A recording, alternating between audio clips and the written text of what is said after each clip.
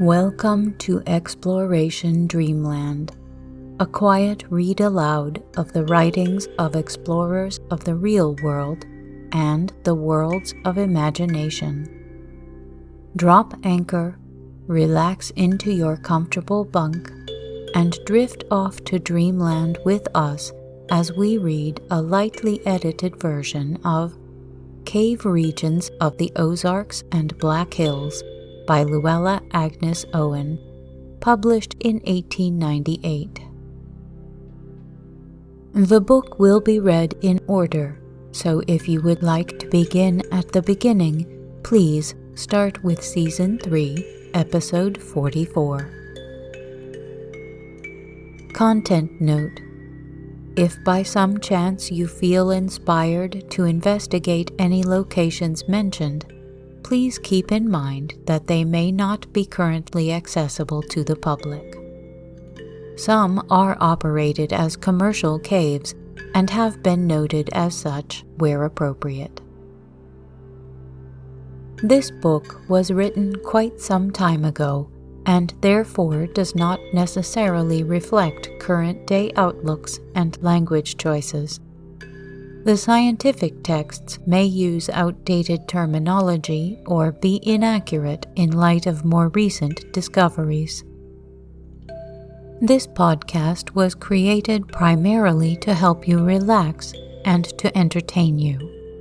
The texts are chosen for their ability to charm and interest you, rather than for educational purposes.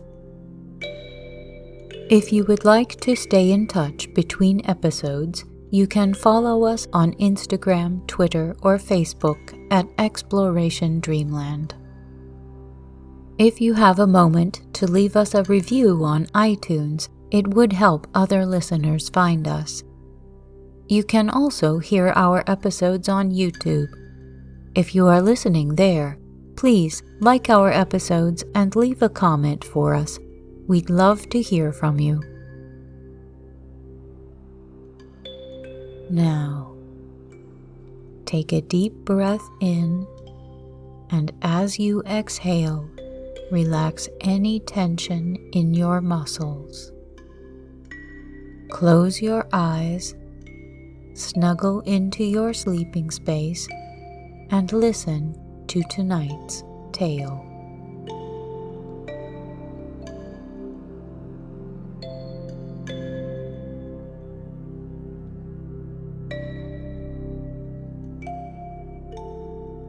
Chapter 15, Crystal Cave Concluded. According to agreement, the guide again met us at the station on the following morning for another day in the cave, which we entered with no unnecessary loss of time, and hurrying through the main entrance passage, government room, and statuary hall, went down Beaver Slide, which, on the previous day, we had passed to enter Rocky Run. Our descent into the crevice took us past those portions known as Suspension Bridge and Rebecca's Well, and over some very rough country to the most wonderful parts of the cave.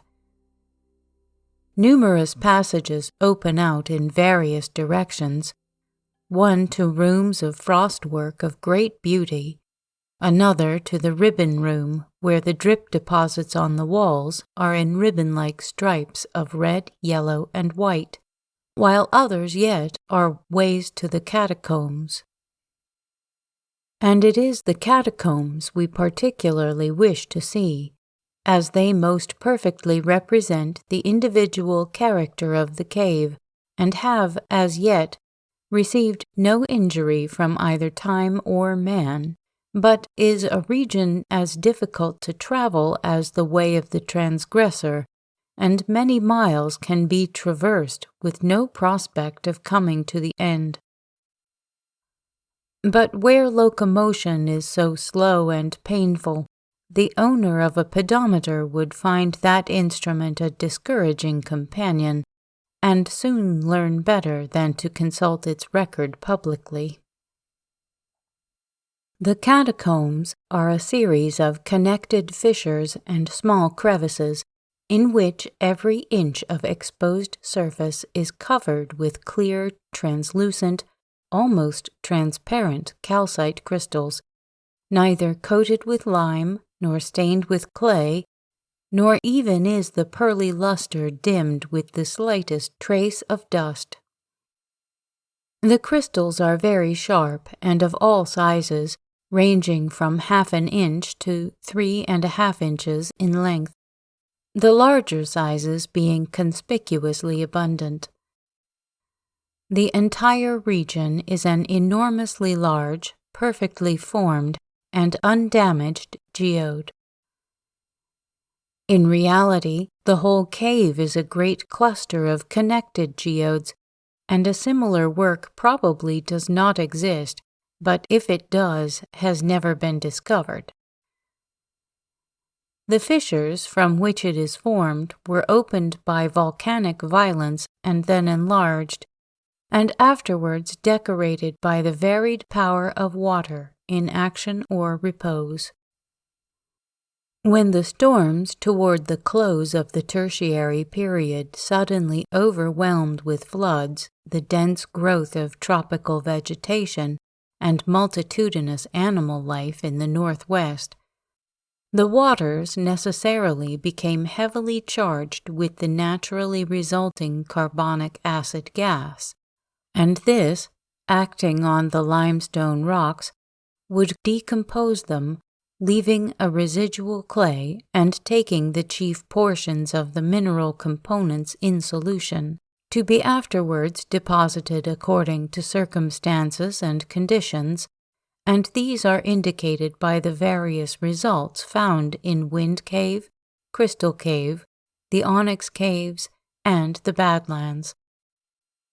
The latter being previous to that time by no means bad, but richly luxuriant in tropical vegetation, which gave shelter from the heat to great numbers of curious animals.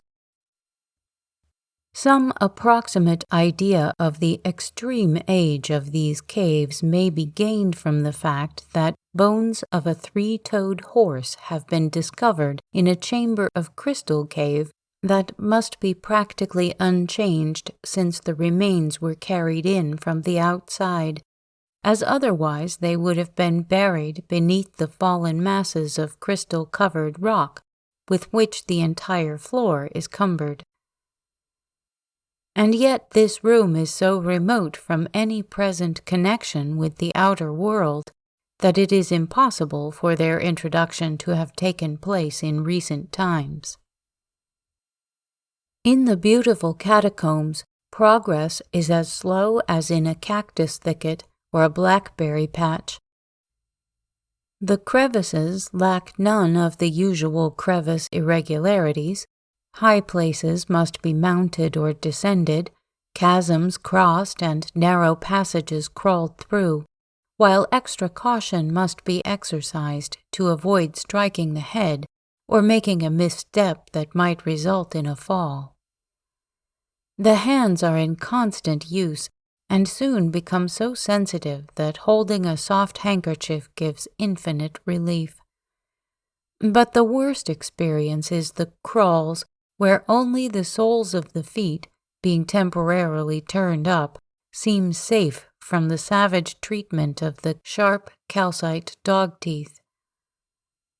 The worst crawl encountered was a small one having a downward slope with a jump-off at the end, which necessitated its being taken feet first.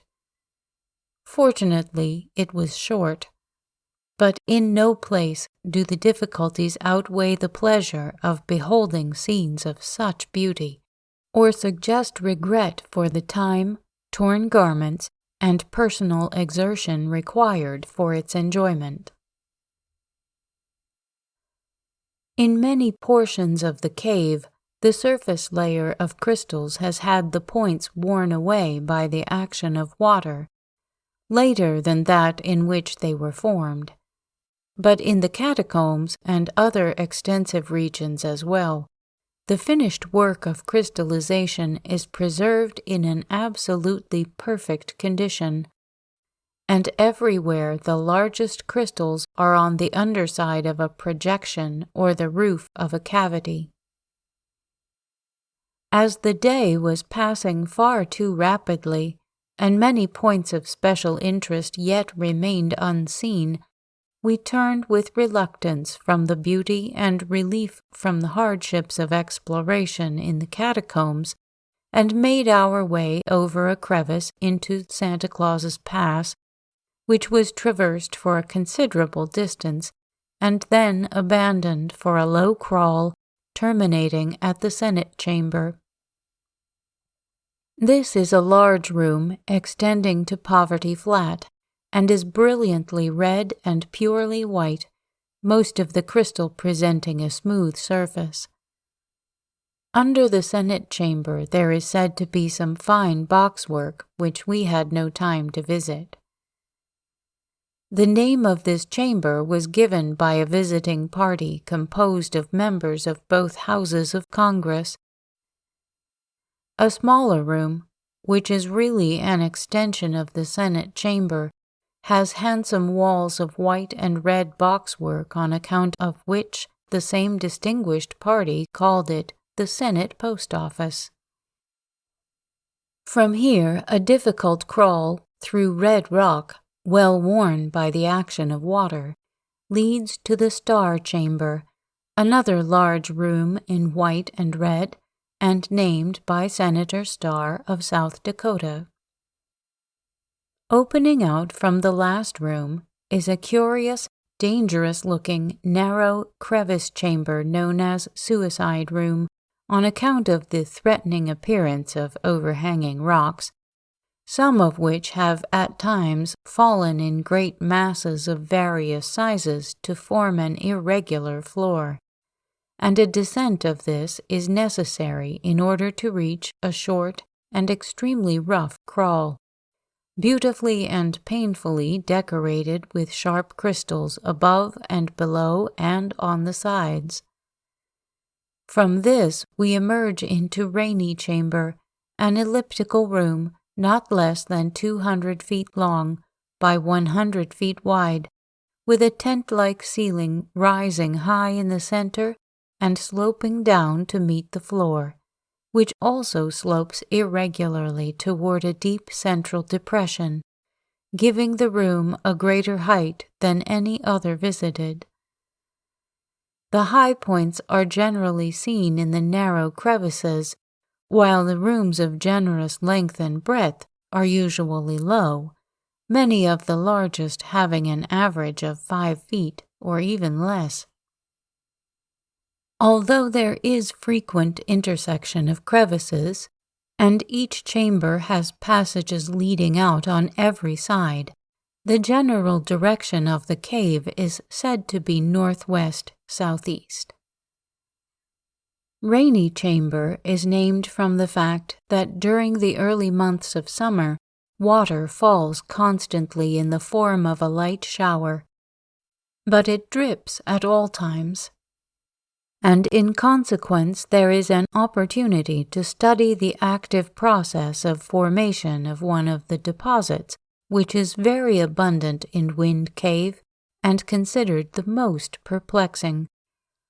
This is the popcorn, and the theories of its origin have been steadily rejected at Wind Cave because of a doubt being entertained as to whether it has been deposited underwater or by drippings. Here, in Rainy Chamber, it is fully explained. Near the center of the room, the fallen masses are heavily crystallized, much of the groundwork being fine boxwork, and the crystals in perfect condition. On these crystals the popcorn is being formed, and specimens can be seen in all stages of development, from the beginning to an approximate degree of finish. And whatever the position it occupies on the receiving surface, either on top, underneath, or on a side exposure, it always maintains the same relative position as growing plants on the mundane sphere. The water falling on the upper surface in scattering drops forms myriads of minute stalagmites. On side positions, the falling drop first strikes the point exposed to its line of descent and then spreads. The scant moisture slowly makes its way down sloping sides and shelving edges, leaving on each small irregularity a tiny portion of its volume to deposit an infinitely small charge of solid substance, and the balance finally hangs in moisture less than drops on the growing grains of the undersurface. Popcorn, therefore, is the globular aragonite of the stalagmitic variety. A small specimen from Rainy Chamber, placed beside one of the same color from Wind Cave, shows them to be absolutely alike. Rainy Chamber is the room in which the bones of the three-toed horse, already referred to, were found, but their presence has not yet been explained. Therefore the case is open to conjecture, and several theories may be advanced and their values considered.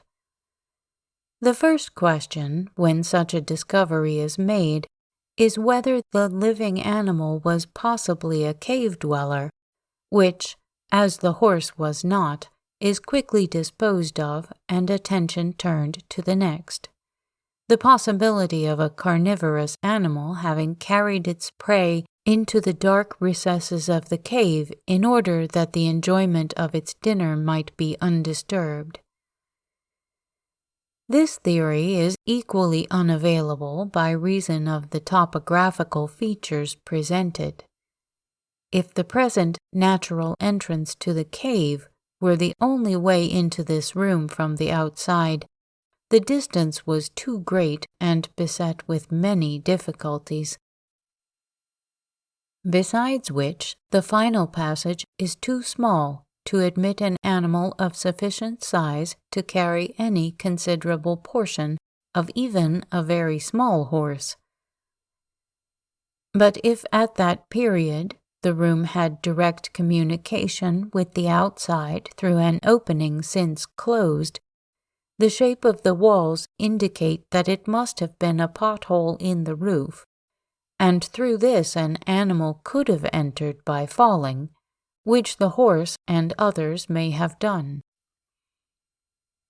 But it seems most probable that the remains were carried in by the water through such a hole before it was closed at the beginning of the Quaternary period, when the erosion of the hills was most active.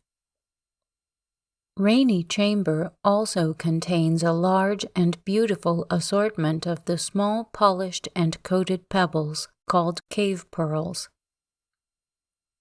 The guide, being anxious that we should not fail to see the Niagara room, we now turned toward a low, broad opening in the wall, a short distance to the right of the entrance, where the rising floor and descending ceiling, failing to meet, had overlapped, so we made our way up a steep, smooth bank, and then down on the other side over a broken, rocky surface for a distance of about 20 feet, when the roof at last joined the floor, and two small water-worn holes at the point of junction revealed an untempting passage within. The broader of these holes was 3 feet, but too low to be considered an entrance. The other was round, but certainly not so large as our guide, who was preparing to enter it with doubts of his ability to make the trip, on account of having increased in size since his one entrance there, on which occasion 2 smaller guides pulled him through the tightest places.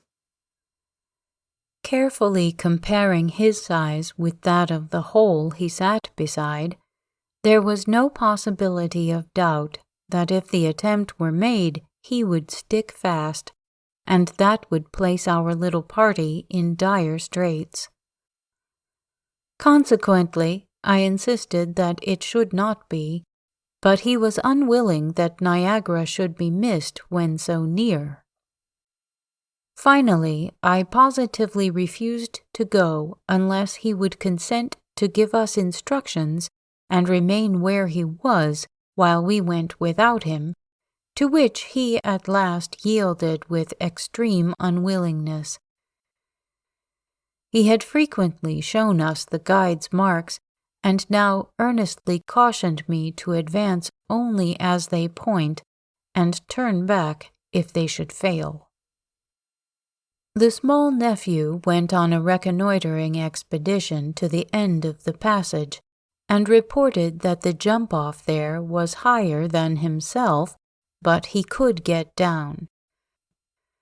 I now crawled through the hole, and found the passage to be a crawl, or rather a sprawl, from 15 to 18 inches high, but having an ample width, varying from 3 to 6 feet. The smooth, straight floor has a steep downward inclination and is thickly covered with dust.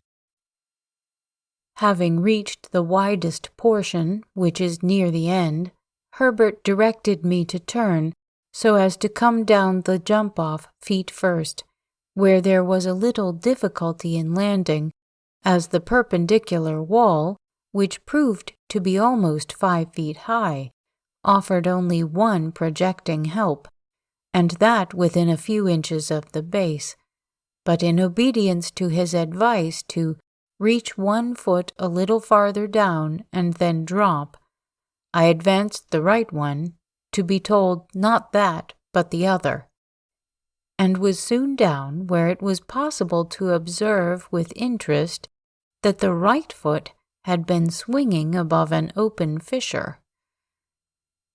We stood in a wide crevice running at right angles to the obnoxious passage we had just quit, and immediately found a guide's mark on a large rock, and others followed at intervals of a few feet over extremely rough country, as the guides say. Everywhere the work of water was apparent, not in the crystal deposits of still water as in other portions of the cave, but the erosion due to its rushing through. Carefully following the marks, they led us into a cross crevice that took us under Rainy Chamber, and ends there by widening into a circular chamber of about 50 feet width in either direction, and rising to a height of nearly 50 feet in a fine dome. Down the wall from near the top of the dome there appears to flow a beautiful waterfall, showing a variety of colors in the straight lines, as if from refraction. The fall is, of course, dripstone, and I knew we had found Niagara, although we had gone beyond the reach of the guide's voice almost at the start. A huge rock directly under the dome has received the falling drip until it represents a mountain cataract. These deposits testify to the great age of the chamber they adorn, as they were necessarily not commenced until all heavy flow ceased, and in Crystal Cave the accumulation of dripstone is so slow that it is said 6 years' observation can detect no increase whatever.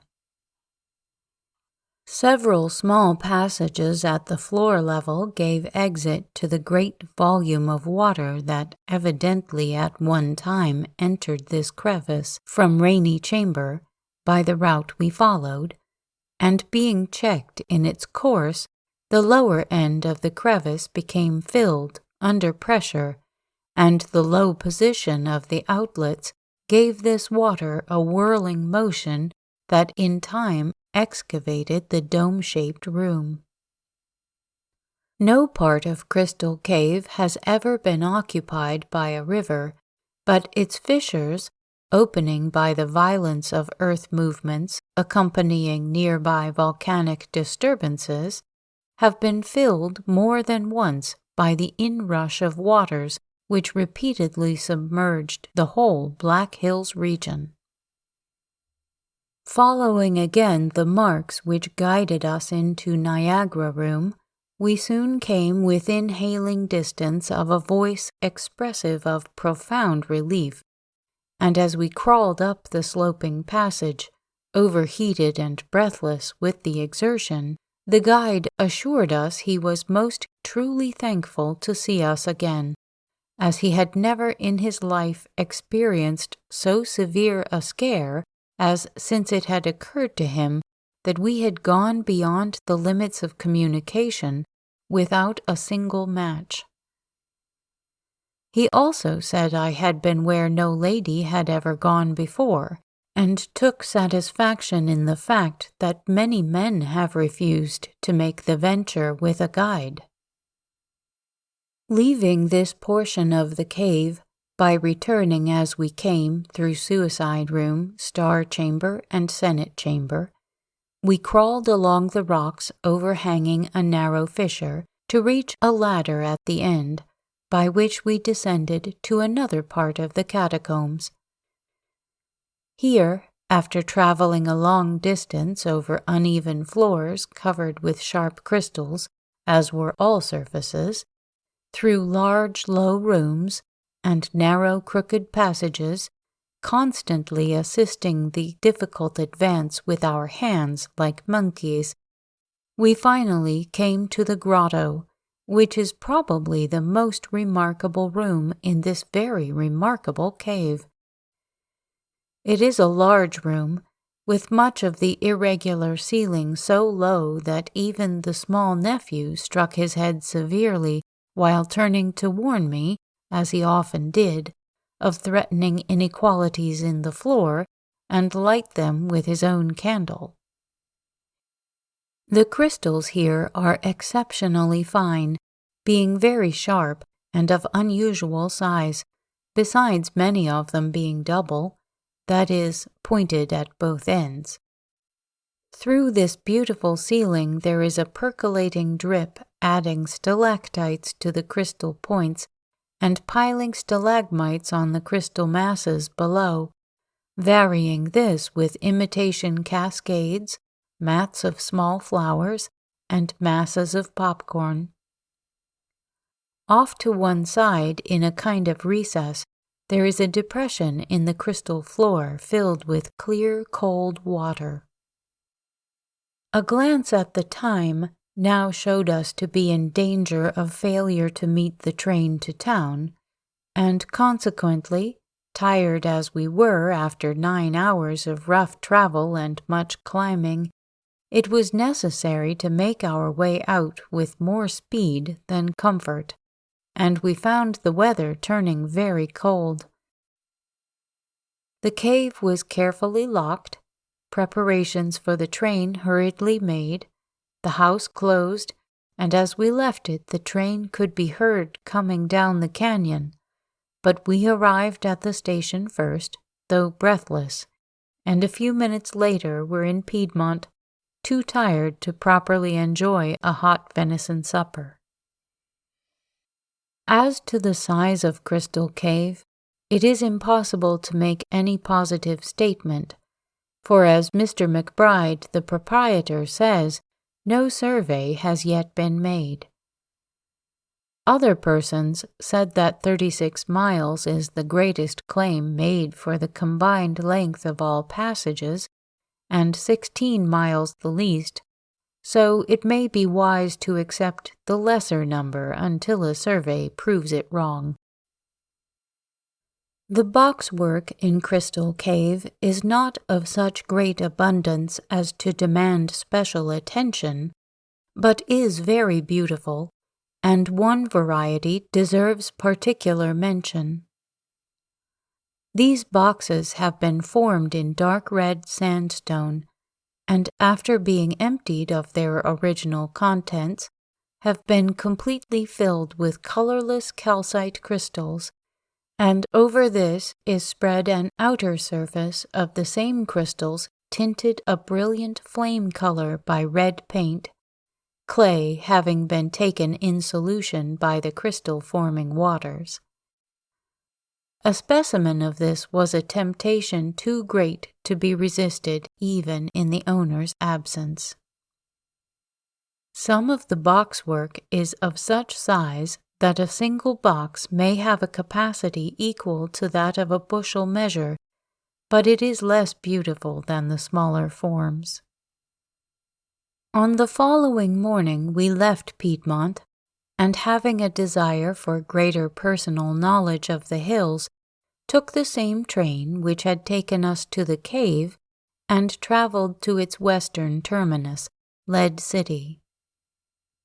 The interesting scenery makes this a desirable trip for anyone visiting the hills, but its beauty is chiefly masked at the ends, the middle distance being over gradually rising ground, which is without a counterpart of the rocky canyon left behind, or more than a suggestion of the high hills yet to come. The special charm of this portion was the magnificent pine forest which covered it until 3 years ago, when it was swept by a terrible fire, from which the settlers escaped with only their lives, and even that would have been impossible if the railroad company had not kept refuge trains waiting for them just ahead of the flames. The prominent geological feature here is the porphyry dikes, which are becoming more numerous and more prominent, and in many places resemble a conspicuous group near Harney Peak, called the Needles. These dikes are of special interest in connection with a study of the caves, since they are probably of simultaneous origin. The same volcanic movements that caused the violent upheaval of the whole region and thrust up molten masses through the strata to form a central core to the hills must also have rent the nearby regions with fissures through which probably much gas escaped, and having been further opened and then adorned, now demand our attention as caves of unique and curious beauty. The approach to Lead is over the hilltops with a magnificent distant view, and the first glimpses of that young city famous for having as a center the Homestake Mine, the largest gold mine in the world, are charming. It is situated far down in a valley among the high hills and spreads some distance up the surrounding slopes.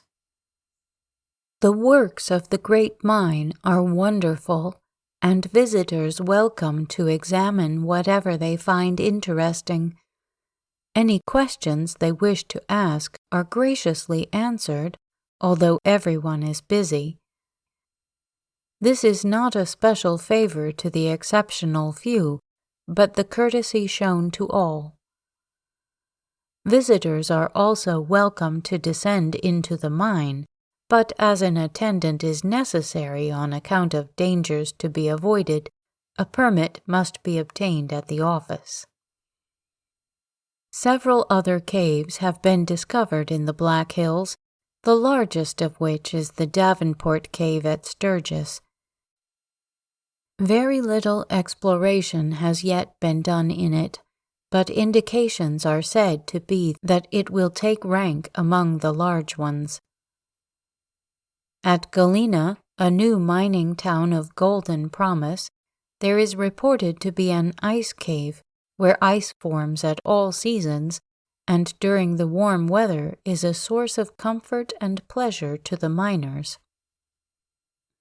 In the evening, as train time for continuing the homeward journey approached, the snowstorm, which began gently early in the afternoon, grew steadily more severe. A carriage to the depot was not to be had, as every vehicle in town had gone to the funeral of an old-timer in the hills and the return delayed by the storm. The situation could not be regarded as a special pleasure, but cave hunters learn to accept whatever is and be thankful for the general average. At the last moment, however, a team was driven up and permission given us to make use of it. It proved to be the private conveyance of the hotel proprietor and the young boy who accompanied us, his son. Our train was on time, and the ride through the hills to their southern limit in the falling snow was wonderfully beautiful, but the storm continued for many days and was one of the most severe on record. Those persons who have been so unfortunate as to permit themselves to accept a ready-made opinion of dangers and roughness to be met with in the more newly settled regions might find a tour of the hills doubly interesting by making a supplementary study of the living age, which cannot be so correctly viewed from a distance as is sometimes supposed, since the specimens exhibited are not always a true average of the strata they are supposed to represent.